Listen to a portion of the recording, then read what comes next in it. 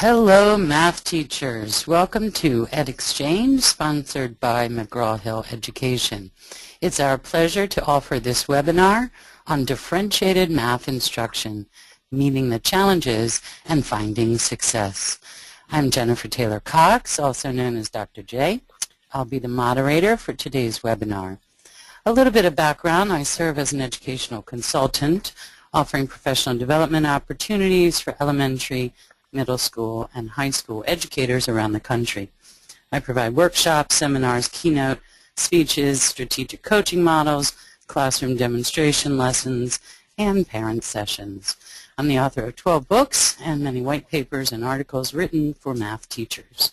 My newest project is a storybook for all ages entitled Sigmund Square Finds His Family. This interactive story that comes in paper and electronic format is directly correlated to the Common Core state standards for mathematics. Today I am joined by two remarkable panelists. Josie Robles is a math content coach and a second grade teacher at Rolling Terrace Elementary in Silver Spring, Maryland. She is the recipient of the 2010 Presidential Award for Excellence in Mathematics and Science Teaching. She has taught in private and public schools for over 30 years. Josie is involved in mathematics education and consulting on local, state, and national levels. She has published a number of mathematical books and resources, including the creation of Spanish language parent support videos. I met Josie many years ago when we were involved in a research project about increasing teacher capacity and student achievement in mathematics. Over the years, we've made many great strides in mathematics education and differentiated instruction. Josie is an expert in the field of elementary mathematics and an excellent teacher. Michelle Pollack is a teacher at Carmel High School in Carmel, California. She completed her undergraduate work at USC, her BA at Skidmore College, and her MA at Chapman College. She has single-subject, multi-subject, and ELL credentials. She speaks Spanish and Italian fluently. Currently, she teaches algebra, honors geometry, and a math support class that includes students from algebra, geometry, and algebra 2.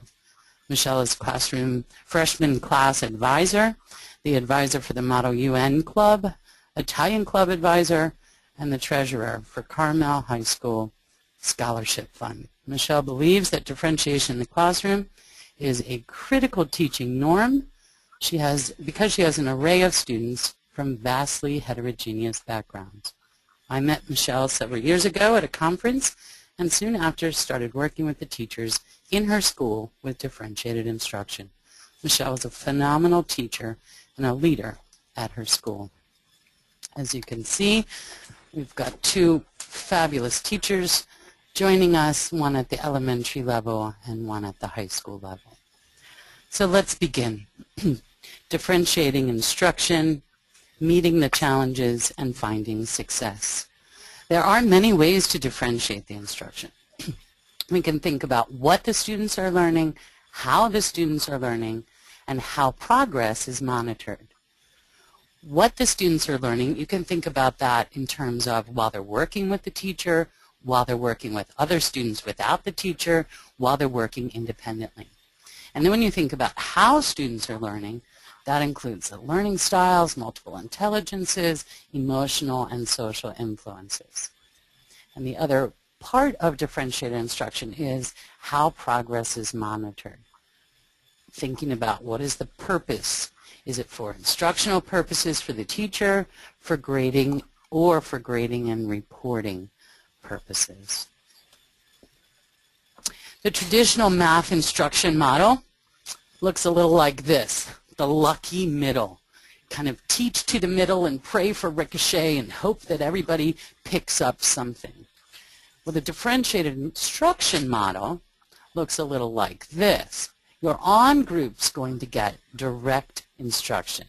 Your meaningful challenge group is going to get meaningful instruction. And your strategic intervention group will also get meaningful instruction. So what do you think? Why should we differentiate math instruction? What we'll do is I'll ask from an elementary perspective and a secondary perspective, why should we differentiate math instruction? Okay. Hi. Yeah. Well, hi everyone. This is Josie. You know, with our Common Core standards, the teaching is a lot more focused. There's more rigor, and there's more time to provide meaningful instruction. So, with differentiated groups, you can use that time wisely. You can really focus on the students that really need that support on the bottom end, and students that can do more. You can include the standards for mathematical practices, so the students are also really showing different models of how they learn math. And it leads to a growth mindset because all students are feeling comfortable in the level of mathematics that they're learning, but keeping in mind that you're trying to move them to a higher level of thinking. Exactly. Michelle, would you like to weigh in here with the secondary perspective?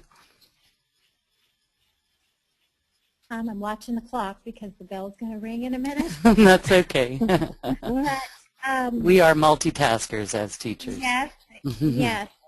Truly, because all students are not at the same place at the same time, I find it's critical that I engage differentiated instruction, both in my daily lessons and very specific differentiated instruction days, particularly on my block periods.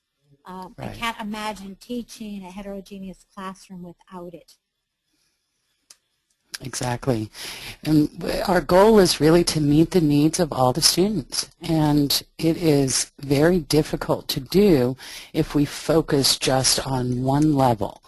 But when we differentiate, then we can truly meet the needs of the students. That small group instruction is critical. It is so powerful.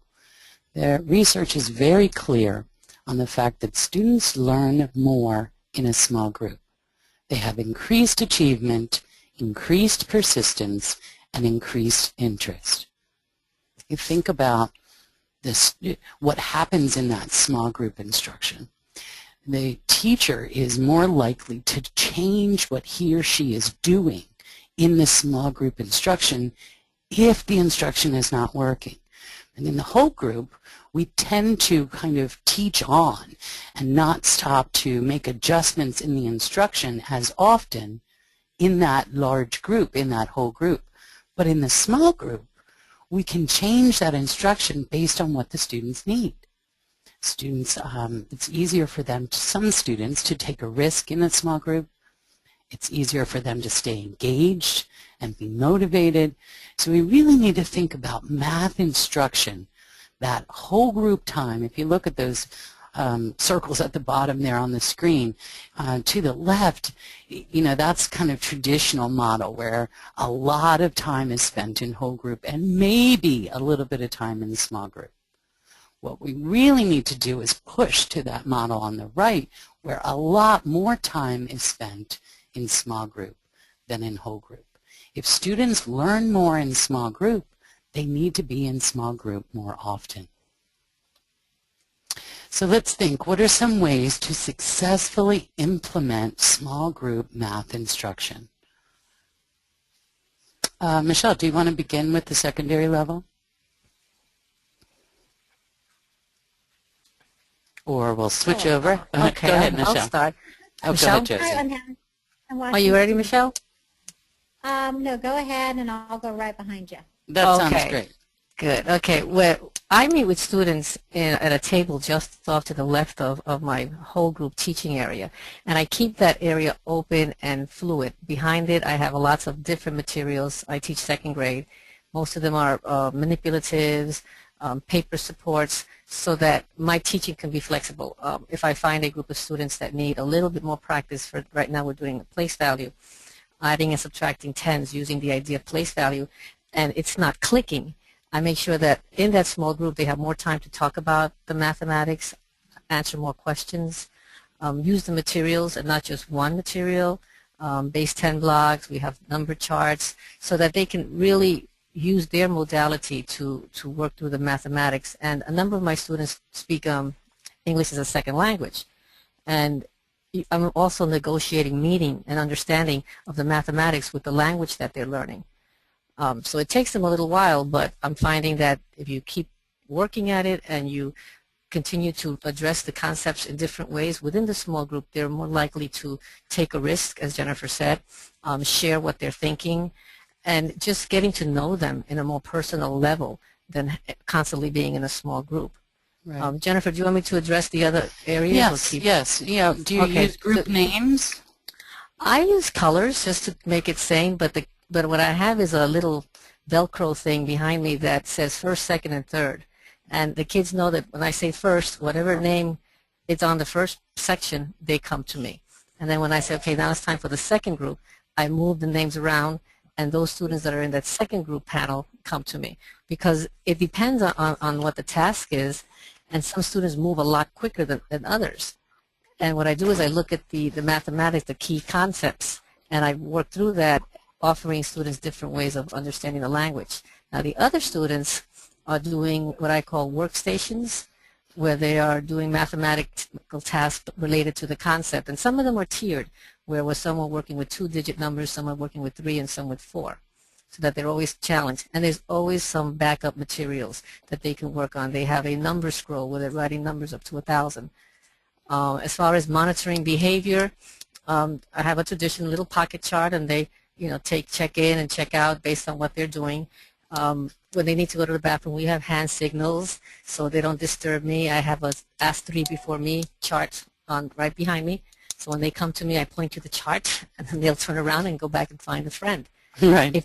If the question is a really pressing question, I have Post-its and a question board, and the kids can write a question and put it on the board. Now I can see what's going on because, again, I say I am facing my class. I never turn my back towards them. So I can see the dynamics. As Jennifer said, we multitask. So I know what I'm doing here with my small group, but I'm also monitoring at least 2 other dynamics going on in the room. Right, right. That notion, or your explanation of you've got a table there, and your table, you're able to look out at the rest of the students to know that they're on task and being productive when they're not working directly with you. That model of small group where the students come to the teacher is a really effective model. It's not the only effective model. The teacher can go to the students and have small group, but the model that you're discussing, before you weigh in, Michelle, the model that you're discussing, I also noticed one of the many important things that you shared is that kind of you have the system in place where the students are not interrupting you. And that really is critical, because if we're working with a small group and we allow students to keep coming up and asking us questions, it takes away from what we're trying to accomplish in that small group, as well as we're not building that independence for students. So that's a really important piece, that the students that I'm working with, the students that you're working with, they know that they're not supposed to interrupt that small group instruction. But they know that there will be a time where the teacher might come around, take a look at what's going on and, facilitate in whatever way. So it's not like they're left for long periods of time. It's just that we're trying to build their independence. I also noticed that, you always have something for them to work on. And that's, one of my pet peeves too. I don't want my students to announce, I'm done, because there's always more learning that can happen. So we have things in place for that. So what about you, Michelle? Where do you meet with the groups? Small groups a mute button that I'm pressing. Yeah, we can still hear you. Michelle, can you talk a little bit about the small groups that you work with? Well, yes, and it's pretty fluid. It can look different any day, any week, given whether we're working on differentiation, post a heavy-duty assessment, if we're working on for specific instruction, that in doing some warm-ups I'm seeing I have a real wide variety. So my small groups meet within my classroom. My desks, fortunately, they're new, they're slide, and they're very user-friendly. So I can organize in small groups really rapidly within a minute. And the students are quite used to it because I work on that from the get-go the first couple of weeks of school. So my groups may look like of the same level, because they need to work together on the same subject or the same content challenge. May have a really, really advanced learner who's very comfortable with the content, work with one very small specific group, and that gives them some instructional time which reinforces what they know. I can have a multi-leveled group depending on how long I want it and what I'm going after. And then I will always work with one group and rotate for questions. So how I group them is different on any given time. Right. And it's very conscious and very intentional. But because it's so frequent and it mixes up, because not all students are strong, weak, or intermediate in every content, I'm finding it's up and down, you know, like a bouncy ball, but with each one. Right. Now, do you use group names for your students? When we're doing a longer formal group, then I will have them name themselves. It needs to be appropriate. It needs to be a name that they would know on Facebook. Right. I tell them it needs to be a name that their parents would be proud of if I shared it with them, and then I leave it open to that. With the exception of if I'm forming groups, more random type groups with cards, and they have to find their partners, then they'll use, you know, they'll use the diamonds or something like that. Right. Now, when you're working with a group of students, what are your other students doing? They're all working in groups. So it's a collaborative effort. They're collaborating on a task that you've given them. Well, when I found when I really need to do some heavy-duty differentiation, and I group the rest of the class in groups, even if it's homework buddies and doing assignments. When everyone's in groups, the group specific that I'm working with, because this is high school level, do not feel like they are being alienated or being particularly called out. Right, right. And it's critically important. How about the monitoring of student behavior? How do you take care of that? Well, there's consequences for behavior, so I'm always panning the room. But their tasks are such that they have quite a few things to do, so they're pretty busy. Right. It's really a non-issue. And Josie, go ahead. I don't, you know, at high school, secondary level, I don't see these students all day. So they're in and out in a 55-minute period, or once a week we have block, I have them for 95. So we don't have a lot of time, and they pretty much come in and know we have quite a bit to cover. Right, right. And if you're working with a group of students and a student has a question, what's your policy? My policy is to ask three. Ask three other people before me. Three before me is my policy. And then hand up, I'm right there. Right. Great. All right, let's take a little moment to talk a bit about formative assessment. When do we give the assessments? Well, we can give them before instruction, during instruction, after instruction. And there are a host of different types of formative assessments. I use quick checks a lot because it gives me the immediate information about what the student knows about the content that we're getting ready to learn today or tomorrow, depending on when I give that formative. So I use quick checks a lot. But I also use performance tasks. It may be that I ask the student to model something or show something, and I take a look at how the student does that to gather the formative assessment information. It might be another type of assignment. It could be observations, could be a checklist. All the while, I'm trying to gather information about what the students know so that then I can form the small groups and base the instruction on what the students need. It's all about trying to teach at that exact moment, good old Vygotsky, that zone of proximal development, right in that space between what the students know and what the student doesn't know. So I'm teaching right there at that place. I want to make sure that I ask questions and I provide meaningful feedback. That kind of feedback that's, good job, A+, doesn't tend to be as meaningful as if I can really get in and talk about the meat of the mathematics. So let's take some perspectives from the elementary and the secondary. How do you use formative assessments to differentiate the instruction? Okay. Go ahead, Joseph. Okay. All right. For my formative assessments, we have some made by the county, but my grade level team, we are often discussing what's proficient, how do we balance or judge what students can do, what can they do. So we discuss the math, the key ideas, and basically we're checking kids at least 2 to 3 days, within 2 or 3 days span. We don't let it go too long because we have a electronic grade book that we can put in our data.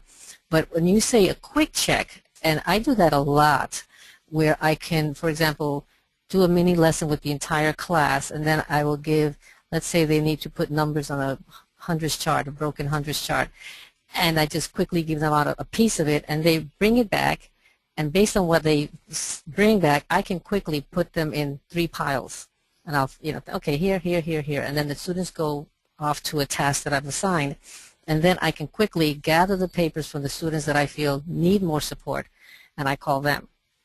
And then I have a group there and I do some direct instruction based on what I am seeing.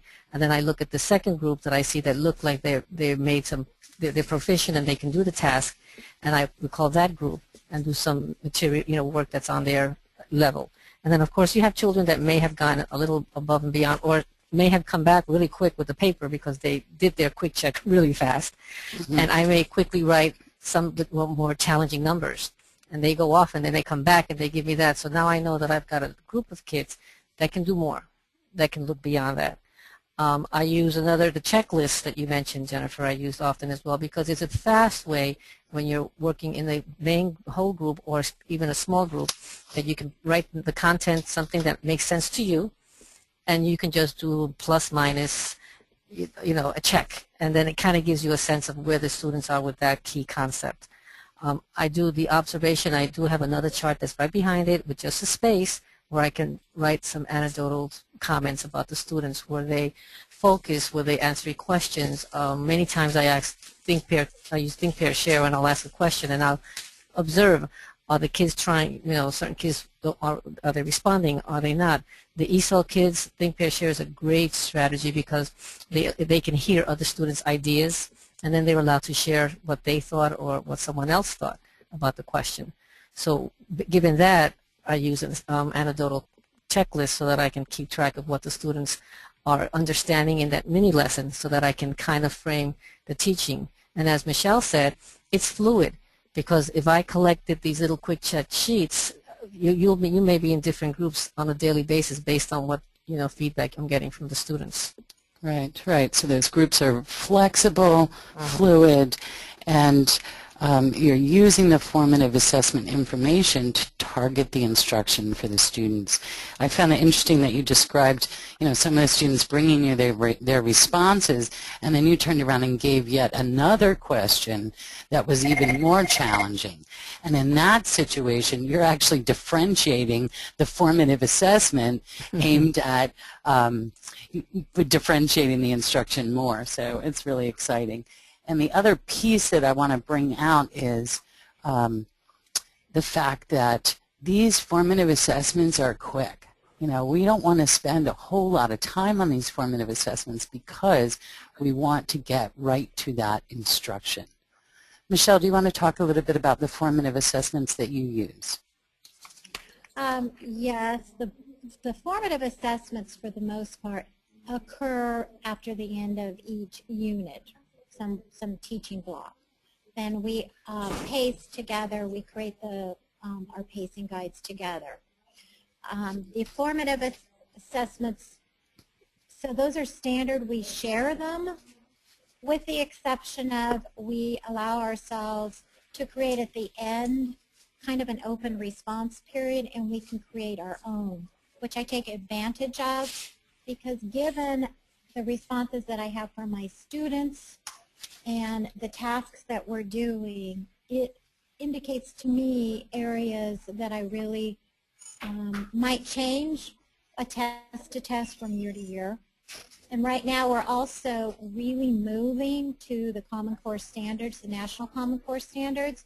So we're really focusing more emphasis on tasks and less reiteration of iterations and algorithm type math challenges, but getting them to think more deeply. Right. So I get the ideas. Go ahead, Jennifer. I wanted to comment on the notion of that deeper understanding, and we're really moving toward assessments, formative assessments that allow the students to apply the math. It's not just recall, remember the formula. It's really put the formula into action, and that's what you're describing. And I am particularly experiencing kind of an evolving and really changing the assessments at this point, because it's to really determine, can they think? Right. And how are they thinking? Not do they know the content area, but can they connect it in a thinking method and Right. communicate? So in that open-ended, which takes a little bit longer to grade, but after creating some really effective rubrics, I'm actually finding that it's pretty darn fast. Right. I'm finding the students are a lot more engaged. Exactly. And, a lot more engaged. And in your explanations, you're talking about, some formative assessments that would give you some information to use for instruction, but you also tied in the use of summative assessments, because we've got many different types of assessments that we need to use, and then they're ever evolving. So that's an important piece.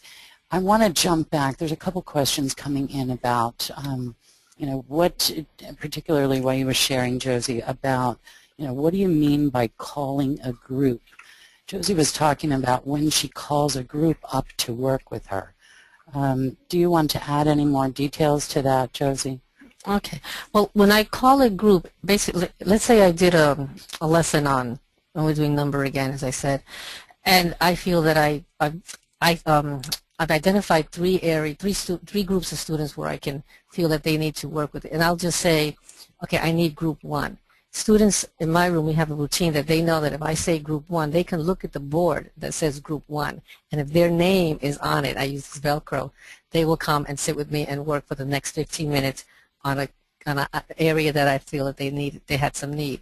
I have a student that gets pulled for reading pretty quickly, so I have to make sure that I do, and he's in usually he finds himself in the group that needs a little more support. So I try to make sure that I call that group first. So when I say call a group, because again, kids are very aware of who's doing math faster and who's answering more questions and so on. So I like to mix the group up like this because it kind of keeps them, on their toes. So I may, in some cases, run out of time because I spent more time with, let's say, the first group, and I will call group 2 and 3 at the same time. And all I do is I just quickly I unstick the names with the Velcro chart, and I just put their names in different position, and then they'll see the chart and then just come when I say group 1. And they look, if they see their name, they know they come. If I say group 2, they look, they see their name in the group 2 section, they come. And then I say group 3, and so on, so that they know that things could be fluid, and at any given day, they may be working with different groups based on the activity. And like I said, sometimes I have 2 groups because I want to focus the learning, and I don't have a lot of time on two different concepts, or maybe change the cognitive level of their thinking. I do a lot of questioning, and we also look at performance-based assessments where students have to explain in writing. We'll draw a picture and different types of representations, which takes more time. So sometimes I join the group or 2 groups so that I'll have more time to give this particular group, because I know that I want to give them more time as a group to show different ways of expressing their mathematical thinking. Exactly.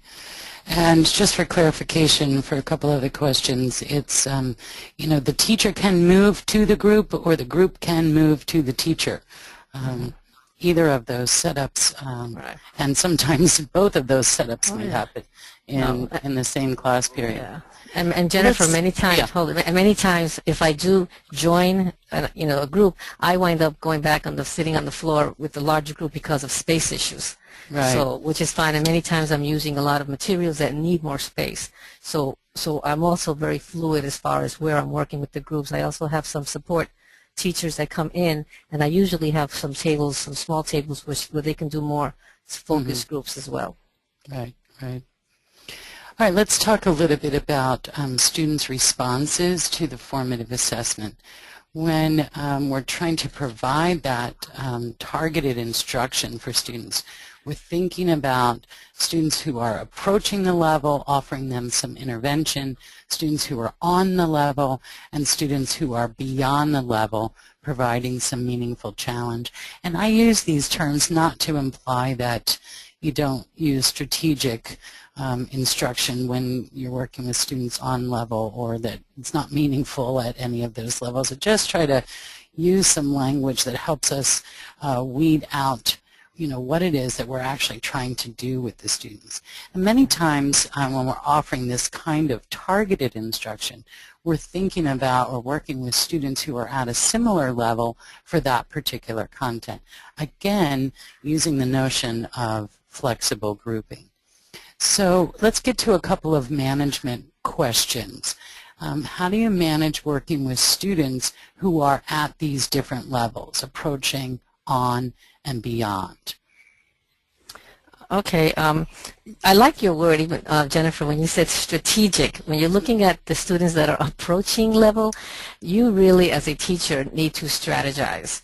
You need to find different ways of explaining the concept with the students, letting them find and discover the mathematics. Again, the Common Core standards, they say you have less to teach and more time, but there's just a deeper understanding.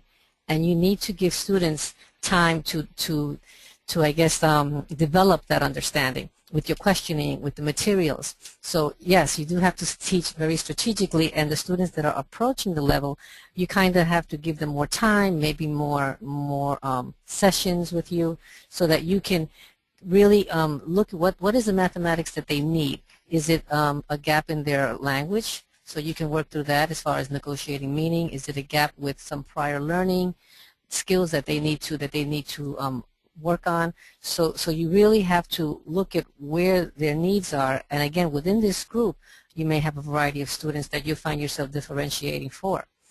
The students that are on grade level, in our county, we call them proficient area, that you can also look at giving them enrichment. Maybe you can give them a different process they have to do. They have to show a different way of showing numbers.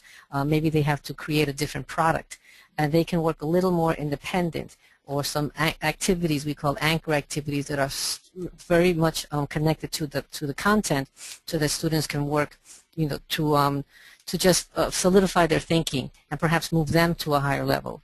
And then the children that are working beyond level, again, they also need enrichment activities, perhaps problem solving. Not that everyone should be exposed to problem solving, but they may be able to do this more independently. They can have some kind of activities that look at making the numbers different. So you can think of changing the content slightly, but they're all doing the same idea, key concept, but they're working at a different level. So that everyone is really moving to a higher level of thinking, and the goal is to get everybody at least on grade level, but looking at those children that really need the help because of the small group process and the focus, that you can probably meet their needs a lot better. Right, right. Michelle? Well, answering the question, what does direct instruction for each group include? Regardless of what the purpose is of having the small group, each one, before they break into their groups, depending on even whether they are novice or strategic learners or apprentices or what we would call experts, they know what the expectations are for their group. They have clear instructions, and they have very clear ground rules. Additionally, the group I'm working with specifically, if I need to really check for understanding or really get them from point A to point D, a very small group, I have many whiteboards, and I find it to be very effective because they can write it, they can erase it, it's dark, it's clear, and it's instant response. So I don't have to walk around and look at papers and try to go through their handwriting, et cetera, so I find that to be something that each small group has, whether I'm with them or sometimes even not. My students, all students, they love to work in groups. They would prefer to work in groups. In fact, days where we are not in groups, they ask if they can work in groups. I think they feel safer in groups. They're awfully social. And then over time, in some groups, they find someone that they're very compatible with, and they can, challenge themselves, et cetera, et cetera. Thank you. Let's take a couple of questions and weave them in at this point. A couple people or several people have asked about noise level. How do you manage that noise level, knowing that you're working with some students and there are other students who are collaborating, working together? Could each of you speak a little bit about noise level? Well, it's funny because today I told my group, my class, that it sounded like we were in a restaurant because of the din. But what I do to manage the noise is I have these little cards that they're all in green. Every day they're in green. But if the noise is getting too loud, what I do is I have different colors. So we have yellow, and they know. And then I have another card that has the word shh on it, SH. And I kind of will put that in their little pocket because, again, I do not want to be disturbed. And that chart is right next to where I have this table, and I'll just put it there so they can see that there is a reminder for them, so that they know that they have to keep their voices down. They have to work using inside voice. If it doesn't work, it's kind of, you might think it's not really a smart idea, but it does work. I take the group that's a little bit too noisy, and there's a space not too far from me, and I bring them closer to me because perhaps that proximity kind of helps them remember not to speak so loudly. I mean, some of us say, well, you're bringing them closer to you if you want them to be quieter, but if you keep them further away, they just make they just speak as loud as they can. But if they're closer to me, they tend to know that I'm right by them, and that they really have to keep their voices, their levels down. I mean, I'm excited that they're excited, but I'd have to remind them that if I can't hear what's going on in this group, it's not fair to the students that are working with me. And when it's their turn, they would like to be able to be heard and to have a quiet session in the room. Right. Michelle, what about you with the noise level? Well, differentiation in groups is organized chaos. There's no other way to say it. It is not a quiet activity. And when it gets really, really quiet, like it now is in my room because they're really paying attention, but if it's really, really quiet, that indicates to me they're up to trouble. So if it's too loud that it's kind of headache forming, I'll either use, Billy Bass the fish and make some type of sound effect that gets their attention. I have an old Tibetan bell. I have a gorilla that sings hot, hot, hot. I have some things on my computer, that can explode. I'll just bring their attention and just ask them to drop the level a little bit. Right. That seems to really do it. And, but it is not a quiet activity. Right. It's not quiet. And really long gone is the quiet math class. Years ago, you were judged as a teacher, evaluated as a teacher on how quiet your class was. When the administrator walked by, doors open, students all in their desk, everyone's quiet, thumbs up, you were a great teacher. And now we know that a lot of students weren't learning anything in that kind of setting. We know students need to talk to each other about the math. They need to engage in math discourse. They've got to be able to solve their own problems. If we have a group of students that we're working with and we do not want to be interrupted, well, we can't have rules that, a student can't get out of her seat or they can't ask a neighbor for a pencil or something like that because it's contradicting what we're trying to accomplish. So there's going to be a certain level of noise, but both of you have in place some strategies for helping the students make that productive noise that's not interfering. What about group size?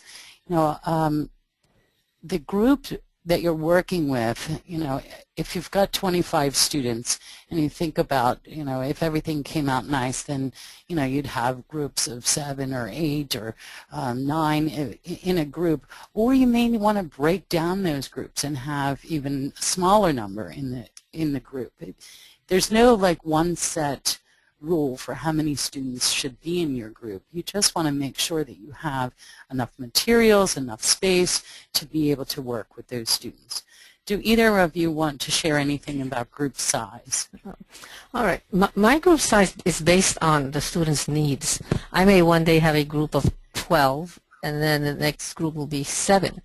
And within that group, if I feel that I have enough time, I may dismiss 3 of those students in the group of 7 and keep 4 for a little bit more time, perhaps 5 or 10 minutes, to just a little bit more extra practice and more focused attention right on them. So I don't tend to say my group is this and my group is that, because again, they do change. They tend to stay about the same amount. I have 20 right now. I just got a new little girl today.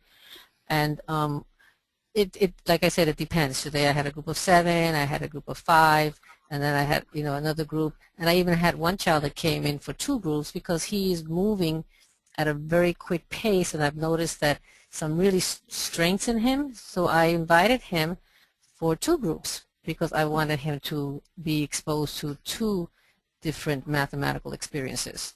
Yeah. And he was thrilled. Oh, he was happy to come twice. Michelle, what about group size for you? I find that if a group exceeds 5 in bodies, it's counterproductive, and it's too much non-task stuff is happening. So even if I'm matching, let's say, students' ability together, and there may be 10 in the room, 10 in that group, I will turn it into 3 different groups. If Right. nothing else, they think it's easier for me to monitor. It's Right. easier to get a glance to see if they're off task. And they're much more likely than to not have a dominant lead take over the whole group. I find Right. it gets in 3 or 4, actually even 3. I tend to have a dominant one that runs it, or that everyone else is following. So I found it to be more effective to keep it smaller numbers, even if Right. it's Particularly when they're working on their own, you know, without the teacher there, because you don't want students to check out or not be engaged in the process. So, yeah, good. exactly. Yes.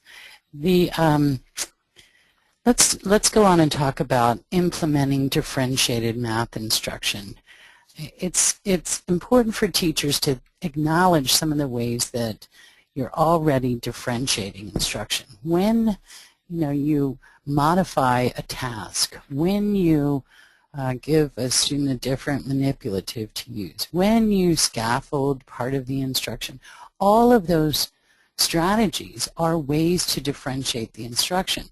We've spent a majority of the time talking about differentiated content instruction, but there are certainly many ways that you can differentiate the instruction. You can think about the learning styles of the students and group them according to those styles. You can think about those multiple intelligences and group students in heterogeneous ways or homogeneous ways. It's really a matter of, what's your purpose? What is the content, and what do the students need to learn? I think it's important for teachers to decide which aspects of differentiated instruction that they want to implement next. You can't go from, or it's very difficult to go from a non-differentiated classroom to a completely differentiated classroom overnight. It's all about taking steps, moving our students to those next steps, as well as moving ourselves and gaining more comfort as we try out different things. If you have a classroom that you always, in mathematics, you always have whole group instruction for the entire class period, your next step might be meeting with one small group. And as you get comfortable with that, maybe then you could meet with 2 small groups. It's all about pacing yourself and setting yourself up for success, setting your students up for success, and setting yourselves up for success. Thoughts, Josie or Michelle, that you'd like to share? Yeah, for first for first steps, one of the things that I've decided that I wanted to do was calling stakes, and they could be popsicle stakes with the names. And you can start planning ahead when you're doing a lesson, and if you're used to doing a whole class lesson, and you say, okay, I'm going to try to at least have my kids work in pairs. You can do heterogeneous groups by just taking 2 stakes. If you have a magnet board on your room and you put a magnet piece behind, and I just put them up randomly, 1, 2, 1, 2, 1, 2. It's a way to start having the kids work together so that they can build their capacity of collaborating, and then you can get used to walking around and really listening. And it's fabulous when you do this, and you can hear the students discussing a problem or finding different ways to solve a problem, or looking at showing numbers in different ways. Because once you start with pairs, you kind of start to really see the beauty and the richness of the language. And you can, if you have a little checklist or an anecdotal, you can even make notes as to, okay, how people are talking and what questions they're asking. You can ask the students questions.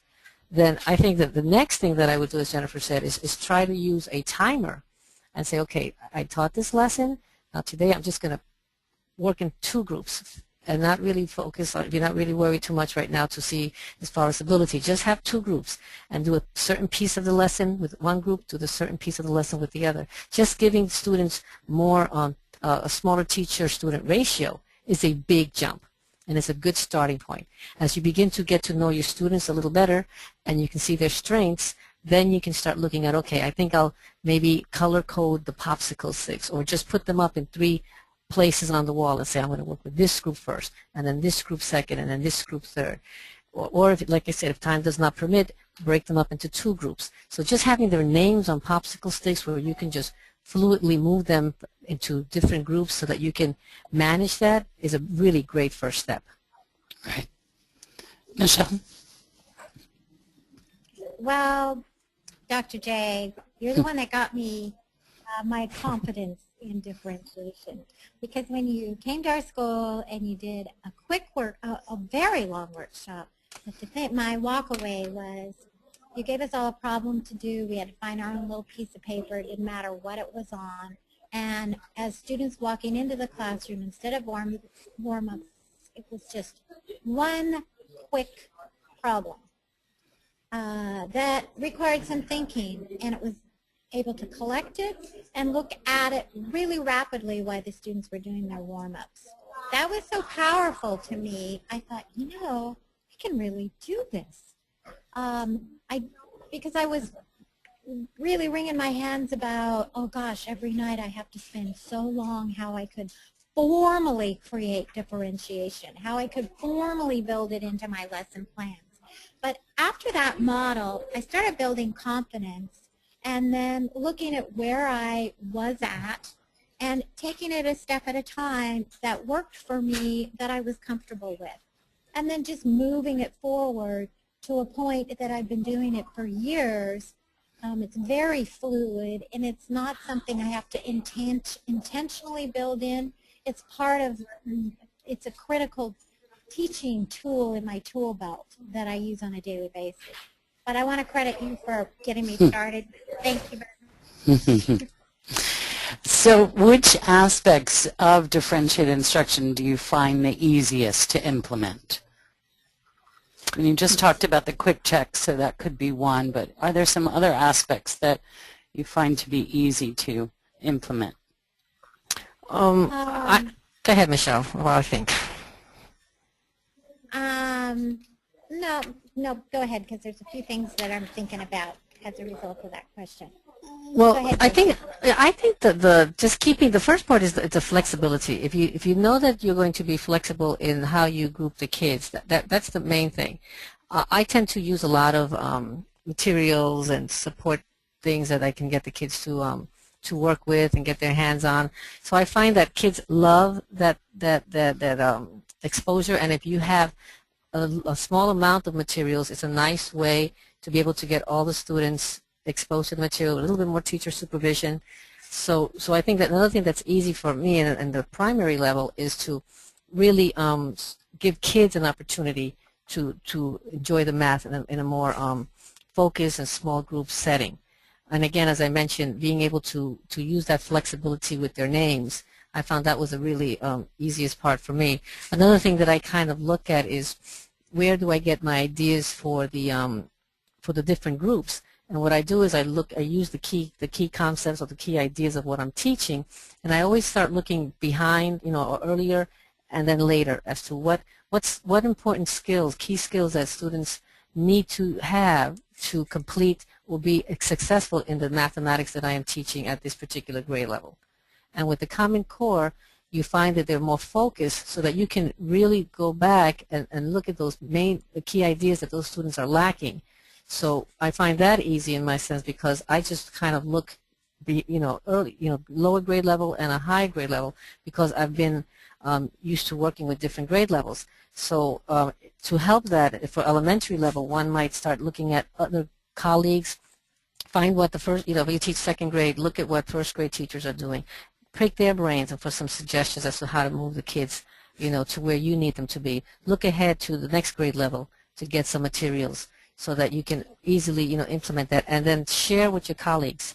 Because a lot of people try to, reinvent and do everything on their own. If you can break the task up, that's very, very easy. Because I know a lot of teachers are willing to work together as a team. We do a lot of collaboration, and we take turns in supporting each other and making materials that can benefit, all different groups of students.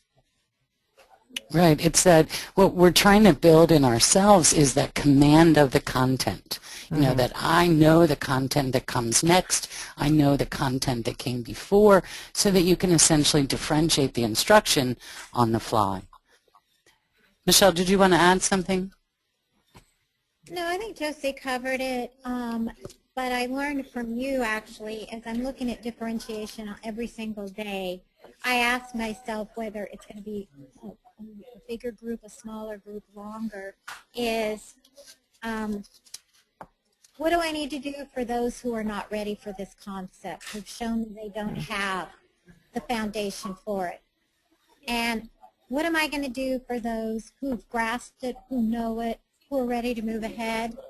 And what am I going to do for those who are absent or have no idea what the concept is? Right.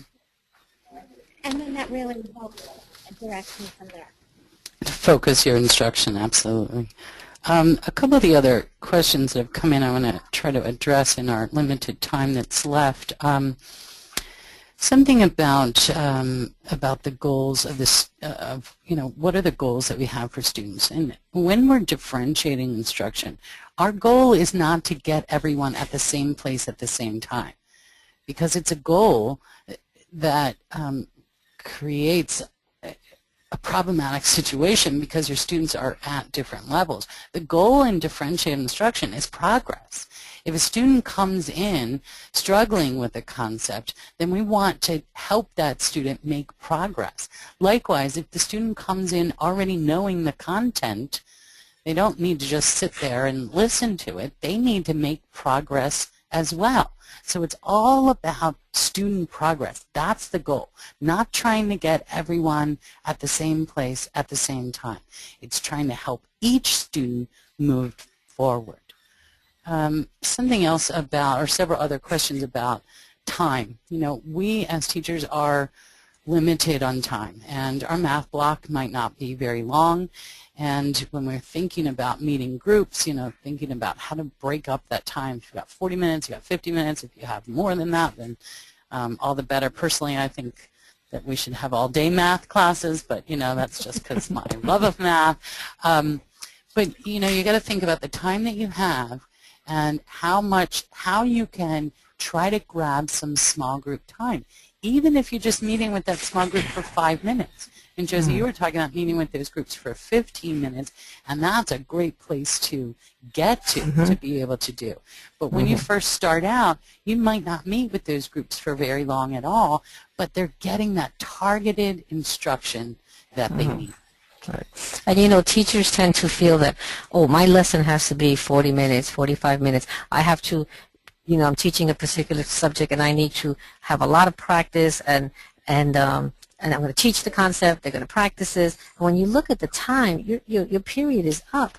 But what works better is to teach more focused, less examples, and then use the extra practice time in small groups where you can really focus on the students' needs because they're in a small, it's a smaller setting, and you can really have more discourse with them. So if you really break yourself out of that feeling that my lesson has to be 40 minutes long, it does not have to be. Your lesson could be 20 minutes. It could be, Michelle, you gave a great idea. Before early bird, I have my kids do an early bird. Before early bird, give a little check paper that can give you a sense of where they are. Let them do their early bird, stick to routines, and then when you're ready to teach, your lesson could be 10, 15 minutes, but now you have some information that you can have 2 or 3 groups for another 15 minutes each. Right, right. As we wrap things up, is there any advice that either of you want to offer for teachers who want to start implementing more differentiated instruction in their classroom? Well, I just want to say, be ready to learn. Teaching is so dynamic for us. I've been teaching 30 years, and every year is different. Every year I learn. So be willing to learn from anybody and anyone, and work with your students. See it as a experiment of knowledge. And every year I grow with my students and my colleagues. That's Great. it for me now. Michelle, any advice you want to offer? Learning never ends for anyone. So don't be afraid to take the next step. Great advice. So as we wrap things up, just a reminder, if you'd like to email me about anything in this webinar, anything math related, feel free to do that. If your school is interested in professional development, you can also contact me. I really, here's some resources if you're interested in those. And I really want to thank McGraw-Hill Education for providing EdXchange as a free resource for teachers. I want to thank you, Josie, and you, Michelle, for bringing your expertise to this webinar so that we could share with others. We hope we hope the math teachers out there, we hope you've enjoyed it and you appreciated this webinar. Differentiate on and believe in the power of math.